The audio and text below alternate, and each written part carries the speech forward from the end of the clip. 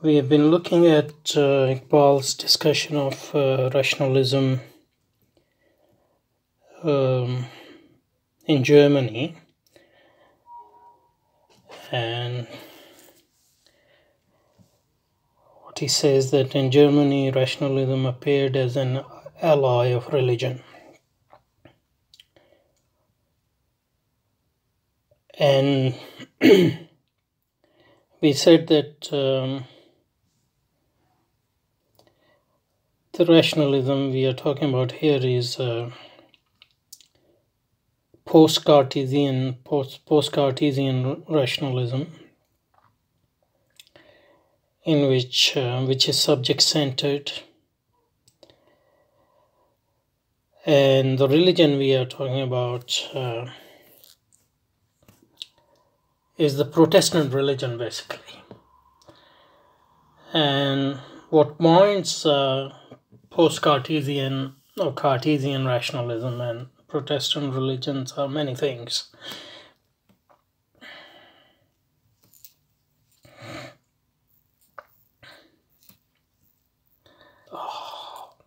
I think I missed this point, but I'll just repeat it. That the alliance between Cartesian and post-Cartesian rationalism and Protestant religion was not an alliance of convenience. It was an alliance which was based on two principles which they shared, and that was the subject-centered freedom and subject-centered reason. And Luther, in Germany, Protestant religion had propagated those two principles, that the principle of subject-centered freedom and subject-centered reason, and Luther had proclaimed those two principles in order to fight the traditionalism and universalism and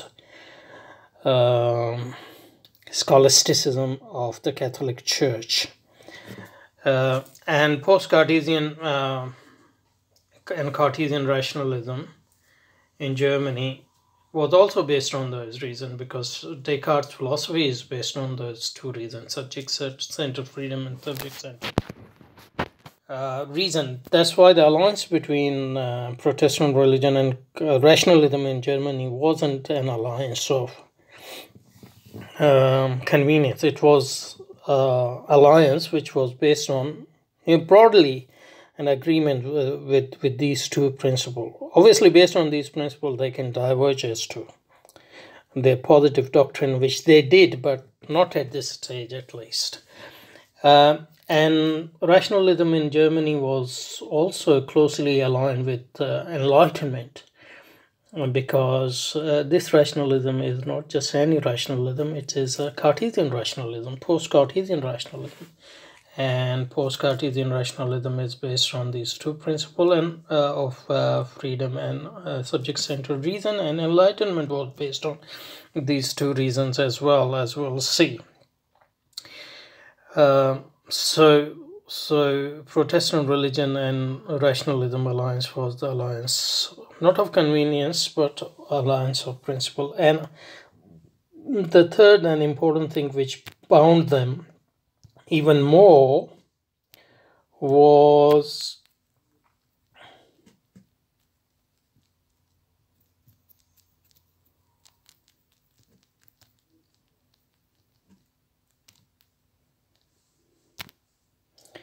nationalism, because although Protestantism in itself is not a nationalist movement per se, but it espoused German nationalism, and it was aided by German princes in order to fight against the universalism of the church. So Luther's Protestant religion was very German, and he translated German, a Bible into German, and all the services and masses which used to be in Latin within the Catholic Church began to be performed in German language, and Luther had a huge influence on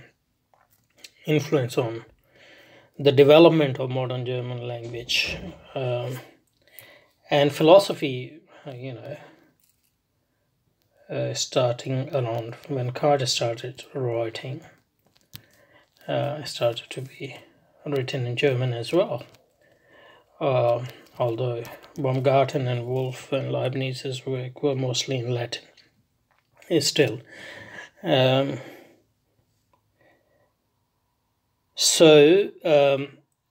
nationalism meant that the primacy of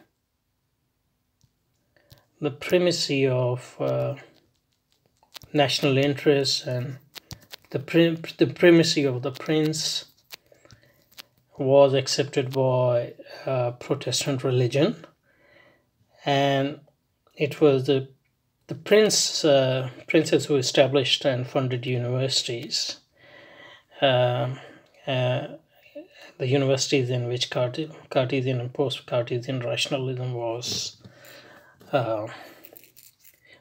developed. So Protestant religion and Cartesianism, Protestant religion and rationalism's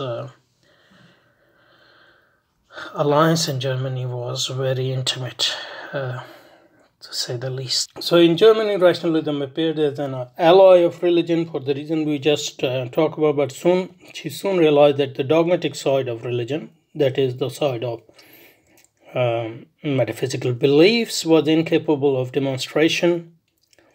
That doesn't seem to be true, because in Baumgarten and Wolff, in Leibniz, the Protestant theology is rationally defended, at least as a whole, and the detailed defense of Protestant dogma wasn't the function of rationalism in German university. That was the function of Protestant religion itself, its seminaries, and also the function of theology faculty, which was one of the top faculty in the university.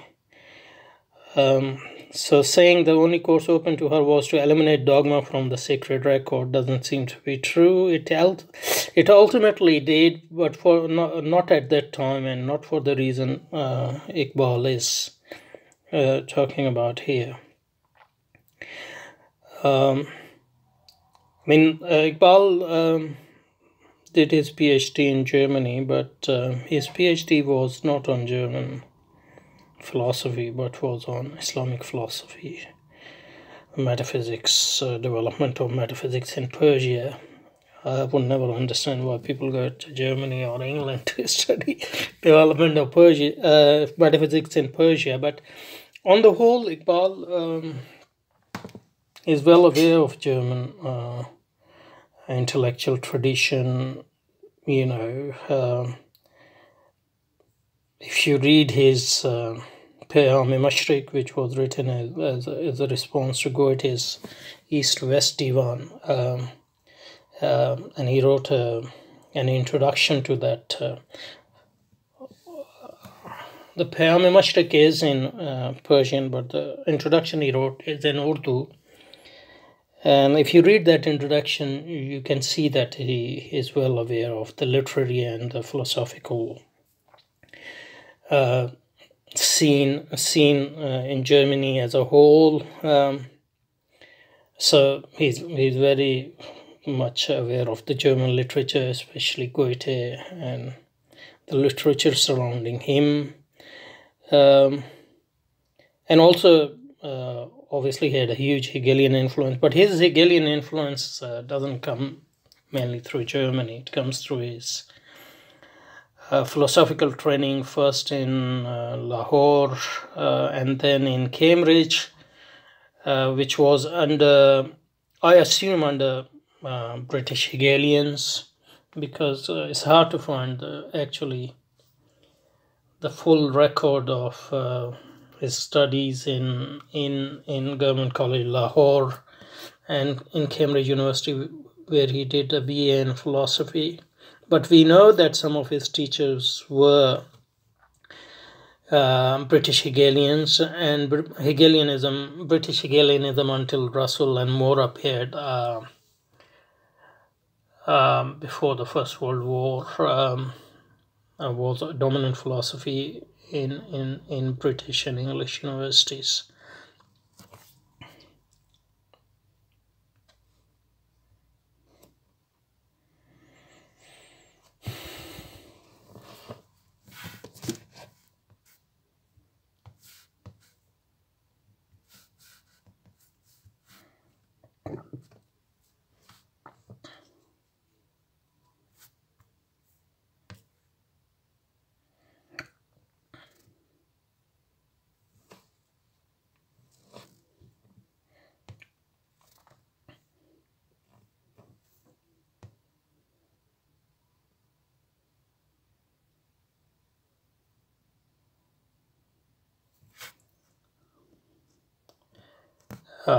And as we know that John McTaggart, who was at Trinity College, Cambridge, was one of great British Hegelians, and his I think he must have been one of the teachers of Iqbal at Trinity College, where he did his BA, I think, and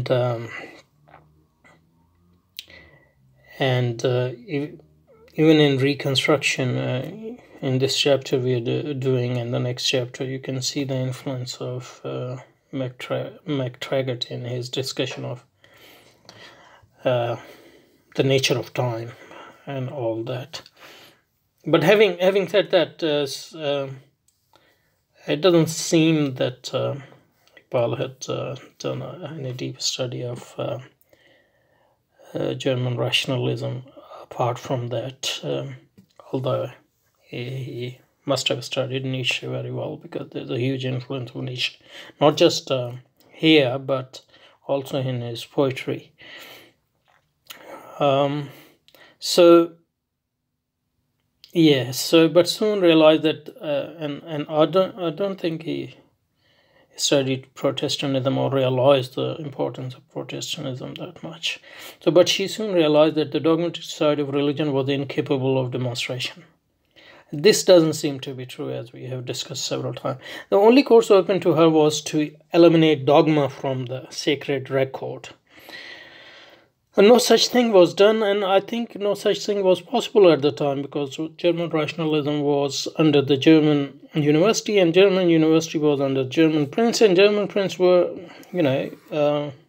nominally at least, the head of the Protestant churches, and all the German philosophers of the period, they are Protestants,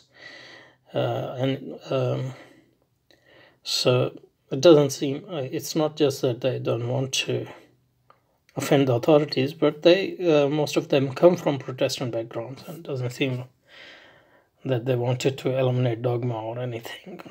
Obviously, their philosophy wasn't fully in a line, aligned with Protestant religion, but that was to be expected. I think the only expectation was that religion would not be, or its dogmas would not be obviously flaunted, I think, or flouted. The only course open to her was to eliminate dogma from the sacred record. So there was no such thing, as far as no such thing happened in our period, as far as we know. With the elimination of dogma came the utilitarian view of morality. Here Iqbal puts his hand on something important, and that is not just utilitarian view of morality, but utilitarian view of philosophy, which came through the through Cartesianism and through humanism, which was developing in Europe and in Germany since the Renaissance. So with the elimination of Darwin came the utilitarian view of philosophy, and thus rationalism completed the reign of unbelief. That is not true if we mean by that rationalism actually denied God or anything. It's true that unbelief was, or the reign of unbelief was slowly developing in Germany, but the reason was not rationalism as such. The things which were one of the reason was what Iqbal puts his finger on here, that is utilitarian view of, and we talked about this last time, view of philosophy, not morality, just philosophy, because Descartes had utilitarian view of philosophy, as we saw last time, was that Descartes had criticized scholastic philosophy based on its uselessness. So one of the things he said was his new philosophy would be useful, and by useful he means something specific, that is, through using this knowledge humans will be able to dominate nature and use that domination for their own fulfillment.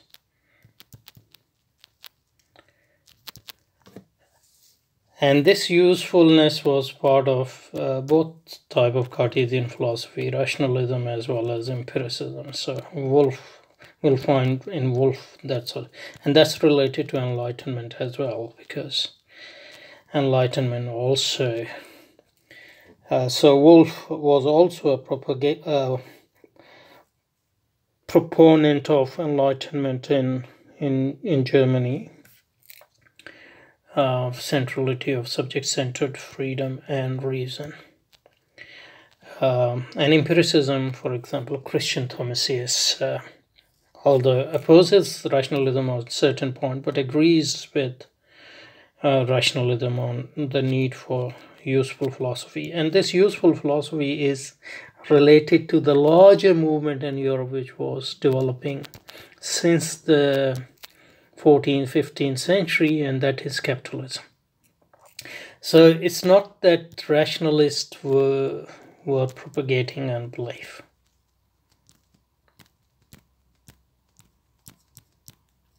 In fact, they were trying to establish some sort of a belief system in the wake of the rise of subject-centered freedom and subject-centered reason. What was happening was, what was giving rise to unbelief in Europe was certain civilizational changes, and part of those civilizational changes was the rise of this very capitalism, this very notion of usefulness. And capitalism was propagating unbelief not because of people were starting to not believe in God. Now that's not, that didn't happen at the start necessarily. But what was happening was God was becoming irrelevant for people's life. And what was getting the center stage was capitalism, capital. This idea of usefulness, life-centeredness, which was quite opposite of what the Christian civilization was in its heyday, very God-centered, very otherworldly, revolving around religion and all that. So you didn't need to deny God. What's happening is God is becoming irrelevant, and man is taking place of the God, and capital is taking place. And there was certain, and this wasn't caused by rationalism. Rationalism was part of it. This wasn't caused by Lutheranism, but Lutheranism was part of it, and it helped this thing. So what was really happening in Europe since 13th, 14th, 14th, 15th century, since Renaissance, was a civilizational change. And this civilizational change was focused around certain movements. One of them was humanism. And there were two types of humanism, Christian humanism or religious humanism, and atheistic or non-religious humanism. But common to both of them was the idea of the centrality of man. And the idea that it's the right, whether it is given by God if you believe in God, or whether it's self-given right of freedom and autonomy to do what is best for him. And part of this was domination on nature as well, because if man is the center, so that was one thing. And that humanism was giving rise to unbelief, in the sense that God was becoming preferable and man was becoming center of the stage, without denying God, even though certain people did deny God as well. That was one humanism. And obviously related to that is the movement of capitalism, because capitalism is the whole idea of giving usefulness and giving humanism its practical form in terms of man's domination of nature, etc. And Descartes was the proponent of both of these, in a sense, and representative of them, even though these movements were developing at least 100 years before Descartes. So I'm not saying that Descartes actually caused these movements, but Descartes' philosophy represents both humanism and also capitalism. And the third movement which developed was Reformation and Protestantism. And Reformation was a religious movement, basically against Catholic Church, a protest against Catholic Church. But the way this movement developed, and the ideas it asserted, especially the idea of freedom of all Christians, and the idea of priority of subject-centered reason, both of them, even though Reformation itself was neither humanism nor capitalism, it actually aligned with and supported both humanism and capitalism. So that was the third the movement of, and another and Reformation and Protestantism, through its fight against Catholicism, weakened universalism of the church, and also universalist humanism as well, because humanism by its very nature is universalist, and in that sense universalist capitalism as well. And it gave rise to a movement which was already developing in Europe alongside the other movements, gave rise to nationalist humanism, nationalist capitalism, and nationalist Christianity, and the rise of the states, strong states, and the weakening of the Catholic universalism. and the weakening of the Christian civilization as a whole. So what gave rise to unbelief wasn't rationalism as such, but the rise of a man-centered civilization aimed at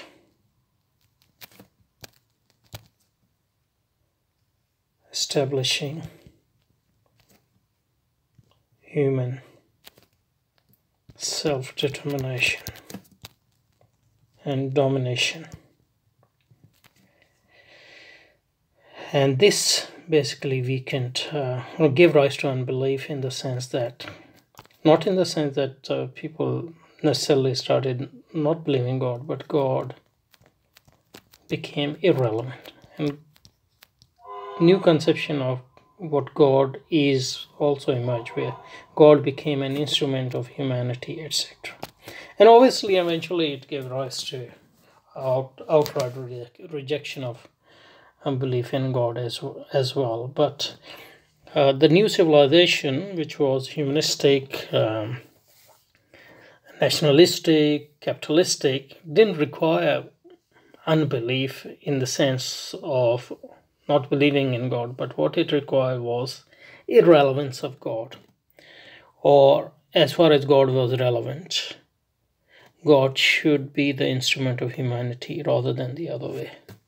So this is the movement. Although Iqbal is aware of it in his larger work, here he seems to be,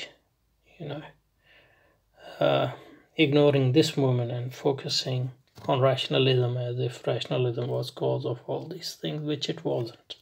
Okay, we'll continue with that.